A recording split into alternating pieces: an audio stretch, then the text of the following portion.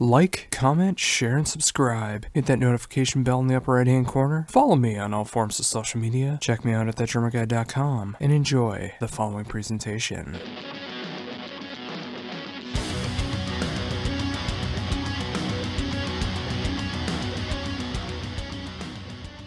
Hey Josh, how you doing, man? I'm doing great. Thank you very much for taking time to do this interview. Oh yeah, my pleasure.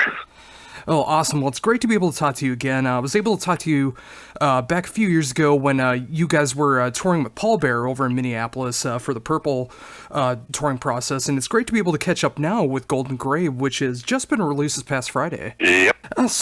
With that in mind, of course, with the album just coming out this past Friday, how does it feel to finally have this album out? It feels great. I gotta say, I'm really kind of very pleasantly surprised by the critical reaction. I don't really normally care about that. You know, I've been a musician for a long time, and I've learned that you can't like put too much stock in what the critics say. But when they are being so nice, you kind of have to like you should enjoy it for a little bit. You know what I mean? So I'm very excited about that. The fans, I think, love the music. I think some of the fans are a little bit challenged by the production on the album, which seems to be a running theme, but that's cool. I think eventually they'll grow to love it. And yeah, I'm just like really excited to finally get on the road and, play these songs live. Oh, it's so great to hear that. And being able to check out the album as long as I have, I mean, it is easily becoming possibly my favorite Baroness album to date. And it's just great to hear where you guys are at now. Oh, absolutely. And it's great to hear where you guys are at now in 2019. And yeah, I've heard a bit about the production, but that never bothered me. If anything, it actually, for me, it kind of felt like it enhanced the ambience of the album. I mean, it kind of just gives it this own little flavor to it that one gets on another Baroness album. Yeah, I think that was the idea, is to make it sort of, to make it stand out, you know, and to just add like a level of weird psychedelic crunch that hopefully makes it sound a little bit otherworldly, as opposed to just like, here's, a band in the studio. Oh, very much so. So, with that in mind, I mean, of course, with the rousing success that was going on with Purple, I mean, what was it like to finally start writing for Golden Gray? It's kind of probably one of my favorite parts of being in a band or in this band is the being there, having all of us be there for like ground zero of new songs. It's really exciting to feel a song developing. So it was just like, after you play a lot of songs from an album or a couple of tours, you're just like so excited to get into the studio and just start recording crazy ideas and sending files to your friends and, hey, what about this beat or what about this bass line? And it's just like it's just fun. It's really what it is. Yeah, and it's so great to hear that too. For as long as Baroness has been around, and now you being able to play now on a couple albums and seeing how much the band has evolved even since you joined the band, and of course the lineup changing since you've been in the band as well. It's great to see that every time that you guys sit down for a new recording process, that it is just that much fun. Yeah, I mean, I just feel really, really fortunate, to be honest with you. I don't take any of this for granted. So I love being in the studio. I love being in the basement studio. I just love it. I feel super lucky. One thing I did notice when it comes in between the previous album and, of course, Golden Gray is, of course, your amazing drumming style that's going on there. I mean, what was it like being able to play on your first... Oh, of course. What was it like being able to play on Purple as opposed to being able to play on Golden Gray? So I think that for me, a couple things specifically about the drums that happened is that before I was in Baroness, I was in a band called Trans Am, which I guess I still am, but we're just on permanent hiatus or something like that. But anyway... Trans Am was kind of like a sort of post-rock band that had a lot of krautrock influences and things like that. And when I joined Baroness, I had to learn a lot of the catalog, of older Baroness songs. So I kind of had to put my head in Alan's playing and had to learn his style. And I made a pretty conscious effort to, definitely keep Alan's playing in mind when we did Purple. Not 100%, obviously. Everybody plays differently, and he's an awesome drummer. And we each have different strengths and weaknesses, but I really wanted to sort of continue like a tradition of Baroness, maybe is a way of putting it.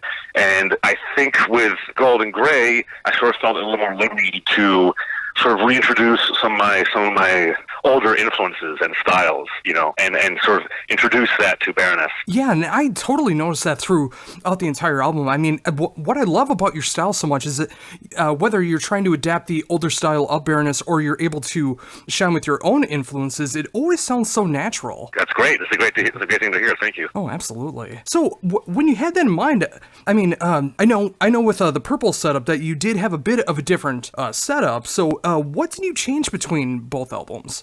So I was playing a 4-piece kit. Now I'm playing a 6-piece kit. That's been the biggest difference. I do sometimes use a kit with instead of having toms, I use 4 rototoms. So that's 14, 12, 10, and 8-inch rototoms. I did that for a couple of songs, both on Purple and on Golden Gray. But yeah, the biggest difference is that I now play smaller rack toms. I play 12, 13, and a 16 and 18 4-tom. And I just feel like I can move around the kit a lot faster without those big gaps, to be honest. I know that sounds kind of lazy, but you can really fly on those toms when they're all next to each other, you know what I mean? And I feel like, it's funny. As drummers, we can be really conservative, and it's like... I don't know. It's like we're still really playing the same kit that, big band guys were playing in a lot of ways, which is almost 100 years ago. It's kind of funny to think of it that way. And I know I can be guilty of that sometimes, but I think that, for example, a lot of times guys will play one big rack tom and one big rack tom and 2 4-toms just because of Bonzo, and which is cool, but I don't know, it's kind of a strange reason to do something like that, I think. Don't get me wrong, I'm the biggest Bonzo fan ever, but I do think it's a little bit funny, Oh yeah, I mean, I can absolutely understand being influenced by his style and, liking his setup and knowing how he got those sounds and everything, but when you especially become your own drummer and you start to want to add your own identity to it, you want to be able to make your own setup your own. Yes, definitely. And I did when I played in Trans Am, I also used a lot of stacked china cymbals, and I did introduce that in at least on that, what's that song, Seasons. In the bridge section of Seasons, I play it. I do a little bit of china and hat work, which I think sounds pretty cool. Oh yeah, and I think that's absolutely one of the most standout songs for your playing for Golden Gray, because it shows almost everything that you're capable of throughout this album and through Baroness. I mean, whether you're able to show off that amazing cymbal work, the tom work, which I really get to hear the tom work that's going on there, or doing some blast beats for the first time I get to hear that in Baroness. It's just like there's so much going on in the drums, and it feels so natural. That's actually the first time I've done that on any album. And that was we were working on that song in the basement, and we were wondering what should I play in this session? Because John had just come up with that sort of that arpeggio, and Gina kind of, I think maybe as a sort of semi joke, said, "Try a blast beat there," and I was like, "Okay," and I did, and we all stopped, and we all looked at each other, and we were like, "Actually, that's kind of awesome." So we kept it. Oh, and I love how that can happen too. I mean, whether it's kind of like a half joke, half serious, just trying something out, it can turn out to be one of the things that really makes the song stand out. Definitely.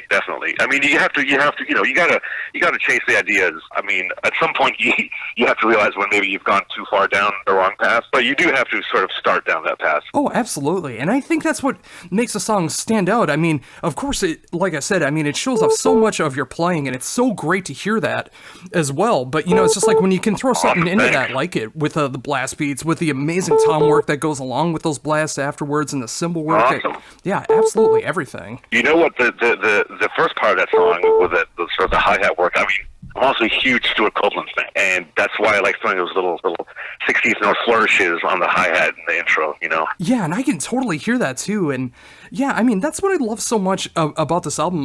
Let alone, Seasons is a great example of that, but you can just hear throughout the entire album, just like everyone in the band is just like standing out in their own different ways, and it's so great to hear like all the different influences that you're able to show off, and of course everyone else in the band as well, and it just comes together in such a great way with Golden Gray. Thank you. Yeah, I really do think that we just on this album we were just accepting of our different influences and inspirations and past projects. I think on Purple we were just trying to make it more concise, to the point, and this time we were like, hey, let's just include all this other weird shit that we like. Yeah, and again, from a longtime fan, I think it absolutely worked out for the best. And when you look at that transition from Purple to Golden Grey, I mean, you can hear almost everything that the band is capable of between those two albums, be it more concise, be it more bombastic, more drawn out. I mean, whatever the case is, it shows, and it really makes me excited to see where the band is going to be going from here now that the chromatic, chronologically, is now done with Golden Grey. Yes, I'm curious too. The thing is, we were just on a short in-store tour, and we were in the van, and we actually have already started chatting about, we should try this groove on the next album, or this kind of thing on the next album. So yeah, we're always sort of like germinating ideas. And with that in mind, I mean, obviously you've been able to start playing songs off of Golden Grey, and now with the album being out now, you're able to incorporate more of that into the set. What is it like to finally be able to play those songs live? It's, first of all, super fun, but second of all, a little bit of a challenge, because when we wrote Purple, we were totally prepared when we went to the studio. Everything was written. We had practiced all the songs. But for Golden Grey, we definitely had to write a bunch of the stuff in the studio. And so there's a bunch of songs that we never actually played through as a live act. You know what I mean? Like maybe we would do like the drum take and then start writing, finishing the other stuff over top of it. So it was a little bit of a challenge. Some of the songs we've never really played all the way through with the vocals and the solos and everything together. So it's a fun challenge, and it's awesome to sort of have it gel as a live thing. Yeah, and again, just from hearing that, it's just, again, makes me so appreciative of what Baroness can do as a collective. I mean, whether it's being more prepared before the studio with Purple or being able to figure things out in the studio with Golden Grey. I mean, the fact that you're able to adapt to all these different situations and always give it your best, I mean, that's so inspiring. Oh, thanks, man. It was I gotta say, it was the other thing that I'm really proud of us for doing was that we spent weeks on end in the studio having like music debate 24/7. Because we were writing in the studio, so it would be like, okay, I think this chord shouldn't go there. I think this is too major. I think you should go 8 times, not 6 times, whatever the case may be. This is too fast. This sounds too much like that. And it was just like we're all very sort of like opinionated, analytical people. So everything was like every minute detail was discussed. And I have to say, we managed to do it for weeks without getting pissed off at each other, which is great. Yeah, and whether there would have been arguments in the studio, whether everything just would have worked out naturally. I mean, the fact that you were able to write into the studio and obviously become stronger as a collective from being in that experience, as opposed to being prepared ahead of time with Purple. I mean, again, that's just so great to see that, and just like the amazing critical reception that's going on for the album. And I know the songs are. It's been kind of crazy, the reviews, I gotta say. Yeah, and it's so great to see that too. I mean, like the average review that I'm seeing from like Metacritic is 94. I mean, I never usually see albums get that high. It's so cool to see that. I know, it's kind of nuts. You know what I think part of it is I think that a lot of bands and artists are like concerned more about what is trendy or cool or whatever, and we kind of don't think about that. And I think some critics appreciate that it's just like, oh, these guys are just doing music and not worrying about, I mean, I don't know if that sounds strange, but I think that's part of it. And that absolutely makes sense to me, and that's another reason why I've always been so drawn to Baroness, is because every album is just what the band wants to make at the time. I mean, I never see trend chasing that's going on there. It's never about like being the #1 album in the world. It's just about writing what feels right at the time, and I wish more bands would do that. Yeah, I mean, it's what the advice people always give is that if you're authentic in your work, somebody will see that and appreciate it, and if you're sort of forcing yourself to do something, people will also notice that. Oh, absolutely. And with that in mind, of course, with that authenticity, it's amazing to see how many bands that you're able to go on tour with, and it feels so natural to have those bands touring with you at the time. Like, the last time I was able to see Baroness was with Paul Bear, but since then you've been able to tour with bands like Deaf Heaven and Zillan Ardor, and the festival shows that are going to be coming up in Europe, and all these great things that are going on with you guys. I mean, it's great to see you guys adapt to those situations as well. Thank you. Yeah, it's also it is great, but it's also because we're don't really fit a subset of music too well.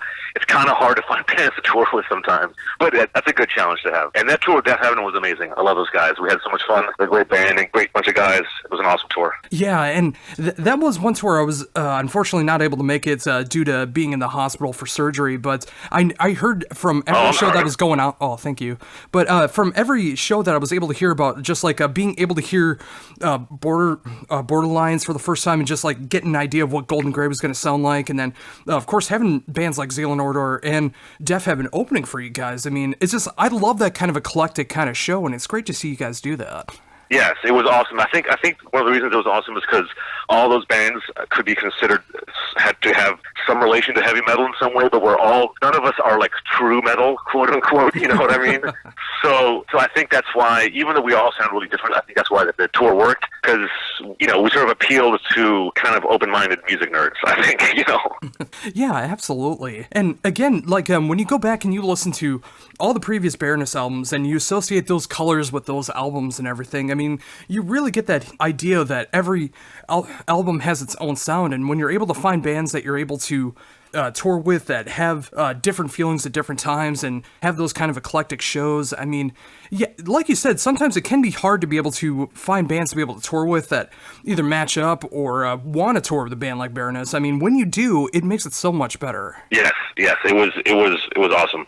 And this summer we are touring with Pallbearer again, which is going to be great, with Torch, and a couple of shows with, damn it, oh my god, my mind just went blank. Damn it. But anyway, Pallbearer and Torch, we're going to be playing some shows with them, so that's going to be great. Oh, that's so fantastic to see that too. I mean, being a huge Pallbearer fan, and I absolutely love Torch, so I mean, the fact that all three of you bands are able to tour this summer, and you know, just like being able to showcase each other off, because I know Pallbearer's working on a new album, Torch is about to release a new album, so it's like it's a perfect lining up of that. Yes, and also they're also kind of like what I was talking about, you know, they're heavy bands that aren't just like a quote metal band, you know, they each have their own sort of weird sort of direction they bring to it, which I appreciate. Oh, absolutely. And I think anyone that gets the opportunity to be able to check out those shows and upcoming shows in the future as well, after the summer as well, being able to see where Baroness is added in 2019, and I'm assuming 2020 as well. I mean, I know they're going to be really excited to hear what's going on with the Golden Grey touring era of Baroness. Yeah, we've got a lot of plans. I mean, we're going to South America tomorrow, actually, which I'm very excited about because I'm originally from Argentina and I've never been down there with Baroness. So we're doing Mexico, Chile, Argentina, and Brazil, and then we're back for a couple of weeks. Then we do the summer tour, and then in the fall we're doing a long European tour with opening up for Volbeat, which is awesome because they're like, you know, very successful in Europe. So it's going to be a great opportunity for us to play arenas and stuff like that. And then 2020 we're going to be doing more touring, so it's going to be great. Oh, and that just sounds absolutely perfect. And, you know, that's got to be a great feeling for you, too. I mean, just like you said, you haven't been able to tour Argentina with Baroness. So, I mean, that's got to be a great feeling to be able to go back home and be able to play with an amazing band like Baroness. It's going to be great. The only sort of small complaint is that it's such a whirlwind tour. It's like we land, we go to the club, we sound check, we play, we hang out, then we fly out the next morning. So it's going to be like, I won't have a lot of time to show the guys around the town and stuff like that. But it's cool. I got my aunt coming, my cousin, some friends from high school. It's going to be cool. Oh, that's so great to hear that, too. I mean, especially when you've been playing as long as you have and all these different variations of styles of music and everything, and you're able to go back with such a world-renowned, critically acclaimed album with Golden Grey, being able to play in Argentina, and then after that coming back here, and then opening for Volbeat over in Europe, and getting that new fan base going on there with such a huge band over in Europe like Volbeat. I mean, I couldn't be happier for you guys' success. It's going to be awesome. Oh, thank you, man. I appreciate that. Oh, absolutely. I'm very excited. Yeah, absolutely. And I think it's going to be a good year. Yeah, and it's absolutely warranted and so well-deserved. And with that, I think that's a great note to end on. And thank you so very much for taking this time to be able to talk to me about everything going on in your world. Josh, man, it's my pleasure. Oh, yeah. And, of course, talking about the brand new album from Baroness, Golden Grey, available now. It's great to see all this amazing touring that you guys are going to be doing. It's great to see this amazing positive reception that's going on for the album. And I really appreciate you taking the time. My pleasure.